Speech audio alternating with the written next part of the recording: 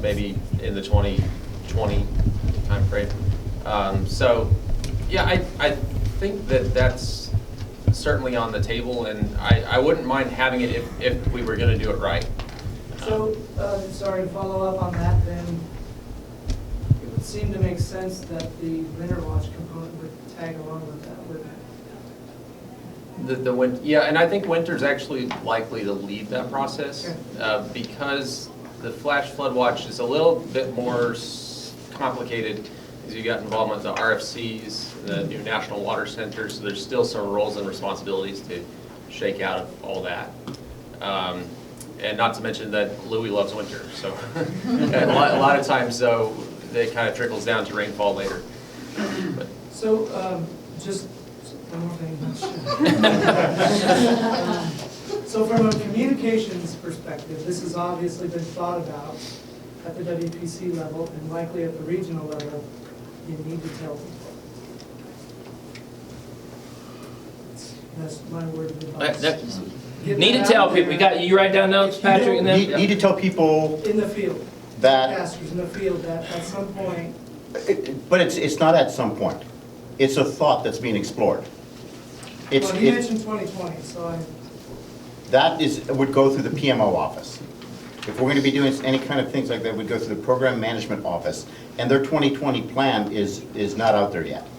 So there's people bringing proposals forward, but they've got to come to a level where they're accepted across the greater part of the Weather Service or within a sub-region or sub-region to test before we start talking about them, because there's more plans out there than that.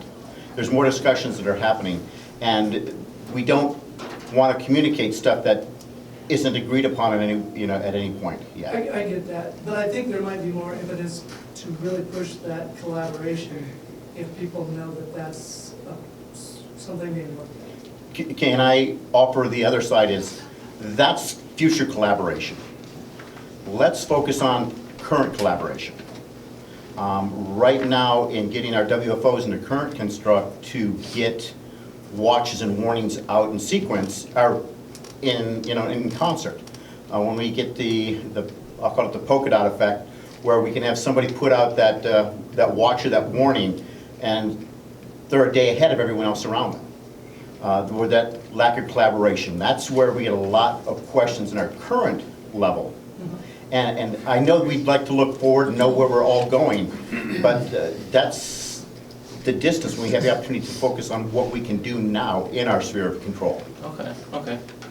Did you have a? No, I was just scratching my head. Oh, okay. So we identified that there's a future element and then there's a current element. Okay. So why don't we focus on the current for like the next 15 minutes, and maybe we come back to the future in a minute. So currently, does anybody have any questions currently for the panel about current operations? I got one. Yeah, go ahead. And this kind of dovetails more towards your talk, but the specific number of people working on each desk. I know maybe this has changed, but like the winter weather desk was dealing with 2, at most 3 people trying to forecast for the entire CONUS.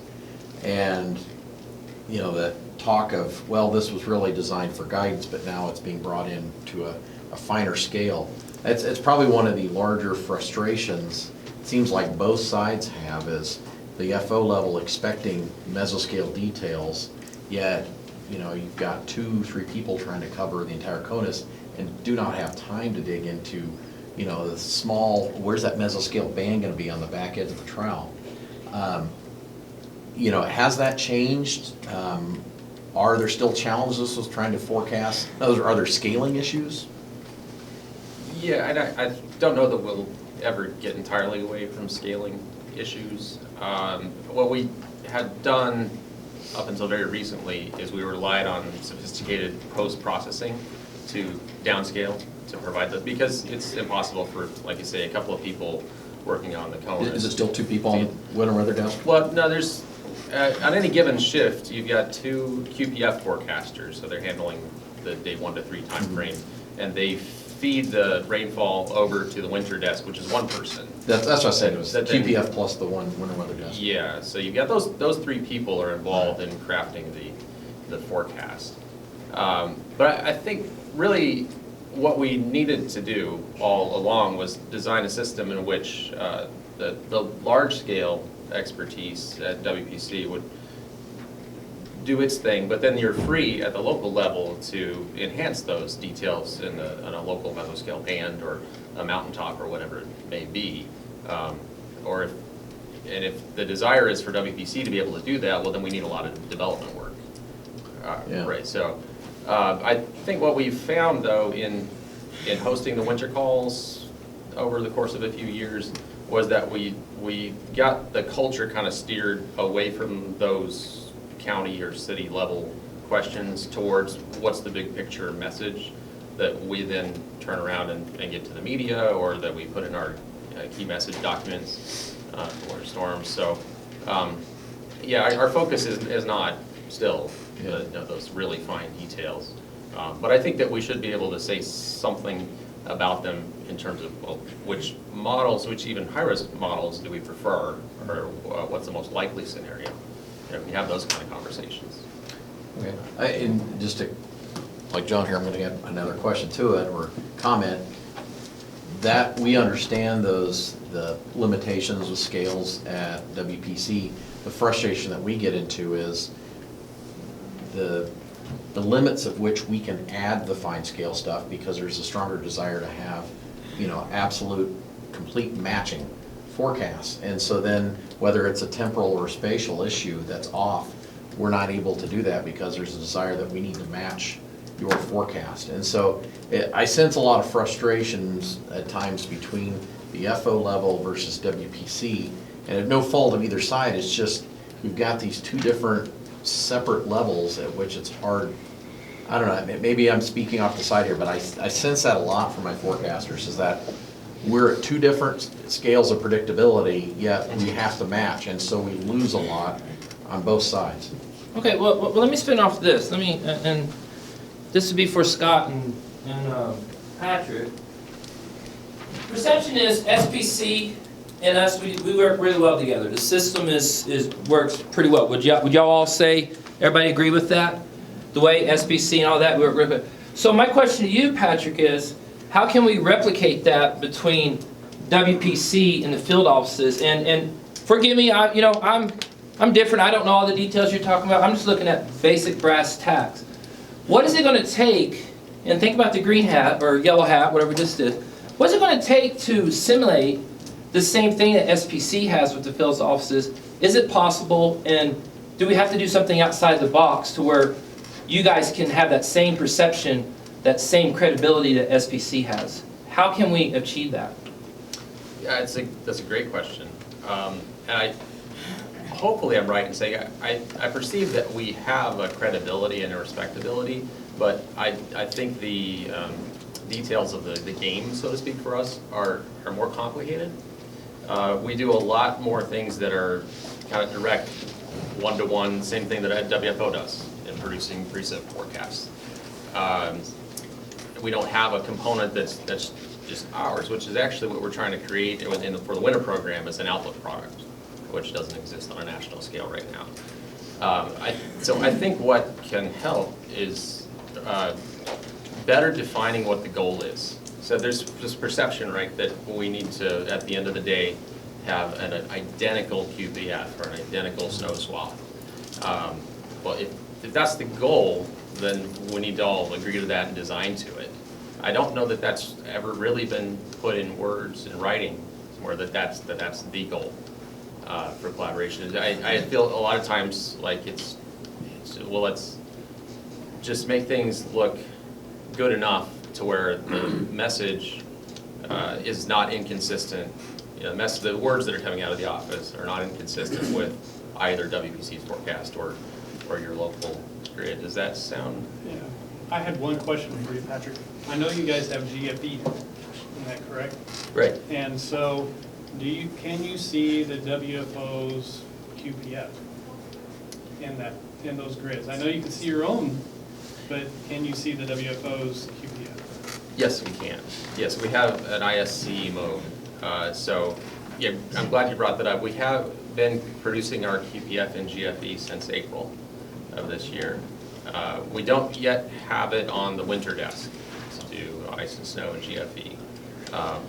But we can see and compare, we have difference fields that we can load before we send our stuff. And so I think part of the onus on us at the national level is to have that awareness when we are out of sync and when we do need to chat with an office, that we get to you as soon as we can in the process and before we go down two different paths. I think is a really important part of it. I think what you're talking about is going to help the situation with collaboration before they didn't never have that accessibility. Okay, So what's actually happening this week is Dave Novak is sitting down with Bruce Smith and Mike Hudson and talking about that very issue. How do we get there? In all transparency, every morning after the 9:15 at the 9:30 rock brief that's for the staff, we look at WPC's forecast, NDFD, and NBM, and look at the comparisons of it. We're looking, trying to find trends, see what the issues are, and having one QPF is a huge goal to eventually come up with, because RFCs are also doing their own thing. And so when we have customers calling in looking for different impacts, they're getting different answers based on who they call. So the effort is already moving forward, but there's nothing to share yet. It's in talks. We can compare this to, we don't know what's going on with the Chinese trade talks. We only know they're happening.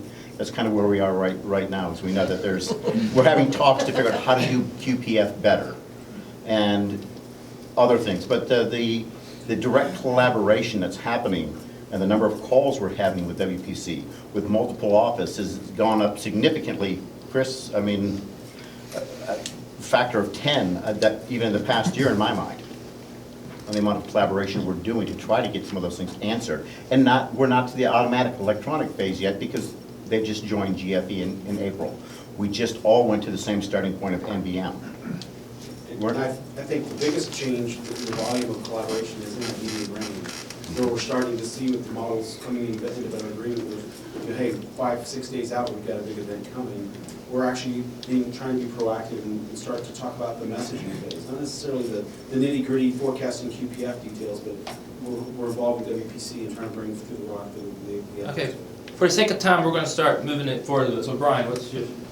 This is a side thought on collaboration, but I hear that maybe, and especially because we're not all NOAA here, maybe there are some collaborative efforts that can be made with university and research communities to kind of evaluate some of this on a social science, on an emergency management perspective of what's really important, not to mention just the meteorology science. Does anybody see any of that potential, or is there any going on already? Does just Dr. Marquis, did you? I'm sorry, I know you're doing, but did you hear that? Do you have any? Yeah, sorry, I was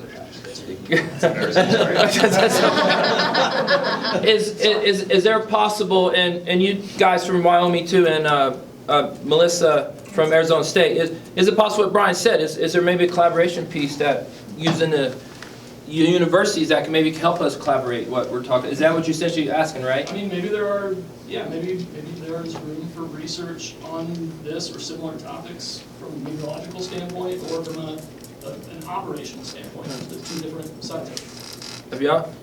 Yeah, so obviously, if you've been attending the annual NWS meetings, you see that communication and collaboration is a huge function of that between research and operations. Our project is more on the meteorological side, so it's a C-STAR grant, which is designed directly for research and operations. And then on the softer side of things, obviously having students come in, be volunteers or the Pathways program is a great way to get people on the academic or research track involved in that. I don't have anything to offer in terms of how to improve that system now, just in my experience that option is there for the student aspect of research analysis. Yeah. Just want to piggyback kind of on the collaboration in terms of academics. I know coming from Arizona and the North American monsoons, U of A puts out a lot of great models that they do, and a lot of the Phoenix and Tucson, they use those models. So there's a lot of great collaboration in terms of taking a look at that, seeing what they're putting out. So it does exist. Okay. Yeah. Oh, I was gonna say, I have a messaging question, so I guess part of it piggybacks a little bit into what Brian started to dig into, and then just in general, when it comes to messaging a lot of these things, I know that Scott mentioned the whole, the polka dot concept and things, but when it comes to different needs for different offices based on their, communities, something that might be nothing for one office could be alarming for another office, and especially dependent on, for example, timing. If you've got a system that's moving through and it's gonna hit, North Platte 5 days before Christmas, and it's an inch, okay, fine. But by the time it hits us, or starts to hit Omaha, and it's 2 days before Christmas, and it's now up to, 1 to 2 inches, and it's the first we've seen all season, maybe North Platte's already had a snow, maybe we haven't had anything, then that might be a much larger messaging event for us, because we're going, whoa, people are traveling, we haven't had anything yet this season, it's the first snow, so people are like, ugh, and that's when we tend to see bigger effects. So what are some thoughts for the entire?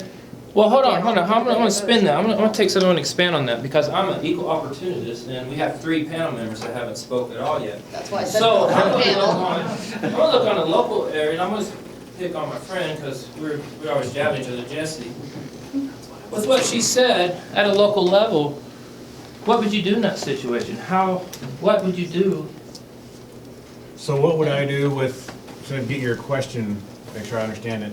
So we have a first, say, moderate strength winter storm coming into the season, close to a holiday. How do we message that? Is that Well, kind like of maybe WPC doesn't flag it as anything, maybe we're not even in a slight, but for us, we're going, whoa, this is the first of the season, this is gonna affect our population like a little bit more, and it's over a high travel, time period, right? So it might not be anything of noteworthy any other time in the year, but maybe right now, because of a confluence of situations, it's more, so I Okay. guess, yeah, how does collaboration in general? I guess I would start off by collaborating maybe with, well, definitely with our neighboring offices and see what they're thinking to make sure I'm not jumping onto something a little prematurely. And then also, I've started lately contacting WPC and saying, hey, this is what I'm seeing. Are you guys, since you're a little more in tune with this, are you thinking the same thing too? And then kind of go from there. We all agree that this is something that's a little more alarming than we initially thought. We didn't get into the graphics. Our social media expert at the office has an action plan where we have just-in-time graphics. We have graphics, 4 days out. We start letting people know, hey, these are the threats, that sort of thing. We also are involved in Pathfinder in Nebraska, messaging that. So that's another great avenue we're just starting to leverage. And then as it gets closer, conference calls and the day of, maybe 800 megahertz to our partners in the area that do receive that. So there's a lot of avenues to collaborate, not just among ourselves, but also with our partners as well. Well, I'm gonna, I think I know where you're going, and this is dear to my heart, because from my background, this is dear to my heart, and I'm sorry, I'm kind of segueing from what I told her. What did you just do, Jay? And I think this is a problem in our agency, and I'm gonna be bluntly honest, I think it's a problem. How did you speak from right then? How did you speak right there? In turn, you spoke as a scientist. Yes. What did she say? Christmas. It's not going to affect North Platte 5 days before. It might affect Hastings, because what's going to happen on Christmas Eve? People going. If it wasn't Christmas, would this be an issue? Well, so would 2 inches be an issue? Local offices might say, well, North Platte didn't put out any messaging or warning for this. Why is Hastings putting out a whole bunch of, hey, pay attention to this? Which is kind of where I was getting at Scott's, polka dot like 2 days before and things like that. Because of the effect is important on the people. Yeah, go ahead. So there are warning criteria and watch criteria. Then there's messaging. And I'll turn it, if I can, over to Chris, because what the ROC is trying to do is get the calls together with WPC, with the impacted forecast offices, and create the messaging themes that are the core, and then share it across the offices on these collaboration calls that are happening. Chris? I mean, that's pretty much succinct. I don't know what I can really add, but, I think the biggest thing to answer your question, Kate, is, yeah, there are going to be times where maybe a storm deepens as it pulls away from one CWA, and maybe one CWA doesn't feel the need, but from that point going to the east or whatever direction the system is moving, it's trying to make sure that we don't have one CWA going out and doing something that the neighboring offices aren't doing. So you get, because there are, as you know, especially in rural Kansas counties at least, and even in Nebraska, there are some emergency managers that, that support multiple counties. I know one time there was one emergency manager that supported counties in 3 CWAs. Yep. So there's an issue there where you've got to have that consistency of service, and that's where that collaboration component. And it doesn't always have to involve the ROC or WPC. It's certainly, you know, what you guys do every day, get in a collaboration chat, pick up the phone. You work, if you haven't been out here in the High Plains, I know how well the offices work together, you know, to make sure that there is that consistency across kind of one area. So I think, you know, what I would say is just try to make sure that, you know, that you are communicating, that you don't become provincial about, well, this is my area, these are my customers, I'm gonna take care of them, and if that doesn't work for our neighbors, so be it, that's their problem. That's the mindset that we were under in the past, and certainly we're trying to change that to where it's a more collaborative, more seamless aspect. So what Scott was talking about with the kind of the polka dot is, you know, there have been times where an office will put out a flash flood watch, and then the neighbors don't have the confidence, and so there's this island of a flash flood watch out, and then the surrounding offices, even though they're going to see the similar impacts, they don't have the confidence. So it's a situation where you have to kind of weigh the benefits with the risks, because as we saw from Corey's talk, you know, they went out high confidence flash flood watch for their area. That's the main part of where they thought it was going to happen didn't happen. So you've got to be flexible, and that's where I think, you know, having a national center like WBC helping out with some of those watch things, or even the ROCs, you know, can start to help coordinate some of the watch aspects, which we do on the calls. Is just to try and get that consistency and allow some flexibility if there is a change in the axis of heavy winter weather, heavy precipitation. So I've spoken. I think you just hit the heart of what I was trying to get at too, was also bringing WPC into that to help on the local level And I with think, that. you know, even on the quote lower end stuff, WPC can certainly lend confidence for what they're seeing. They have just a volume of model guidance that we don't in the field, but the field, I say, they're still in the field, not right now, but that the field doesn't have access to. Some of the ensemble guides from the European model that we don't have in the field offices. So they can really, even on the lower end event, you know, the 1 to 2 inch but high impact event, they can still lend some confidence for what they're seeing. And I would say that just every single shift at that winter weather desk, when they send out their prelim guidance at 18Z, 6C, they're gonna send a quick chat to everyone saying it's there. You know, and that's a perfect time to chime in and say, hey, you know, we're having this conversation in the office. That's the kind of stuff we don't know. What's the conversation in the office right now? Because we can conjecture all we want, and aside from calling individually every office or just forcing a bunch of conference calls, we kind of rely on you sometimes to speak up. And that's another thing when we get on a conference call. And I know those can be cumbersome, and sometimes you really don't want to have to deal with that at the time. But the way I look at it is that we're just opening a channel, and if something needs to bubble up, it can. And if we're all in agreement, then it's a quick call, cool, we're good, we'll wait another 12 hours and talk again.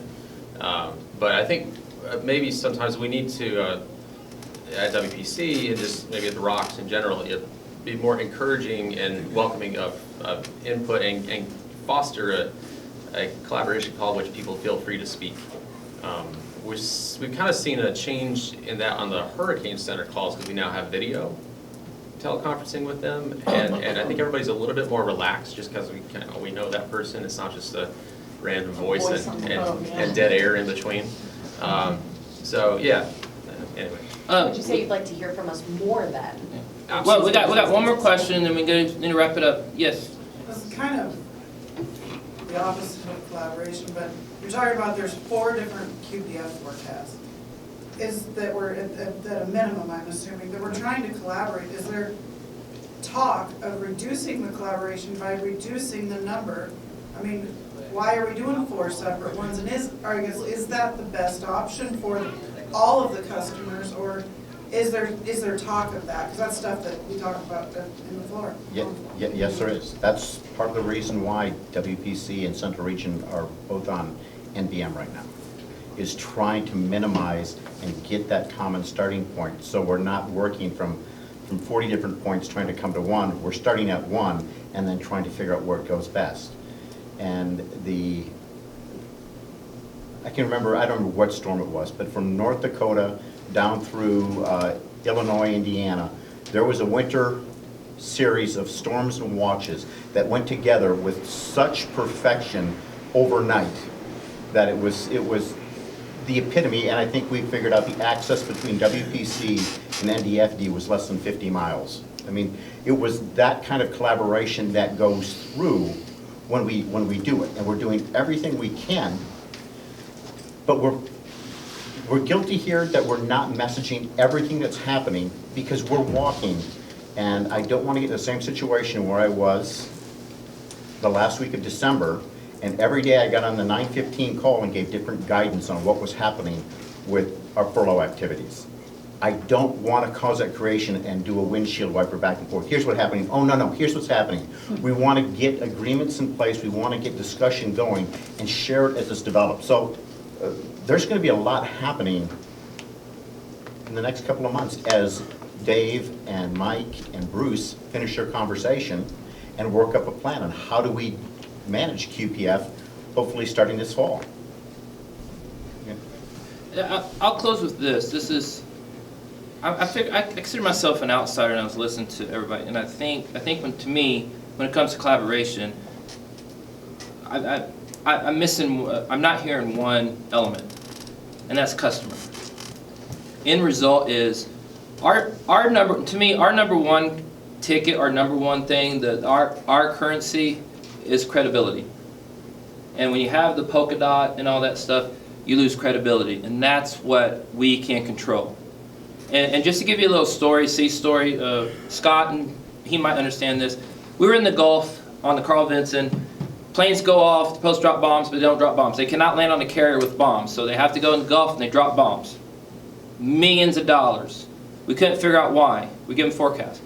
Well, the decision node is actually Tampa, Florida. Central Command says what a carrier payload is to drop bombs in there. Once we got the partnership, what Brian's talking about, IDSS, we're in the field, this is what we got.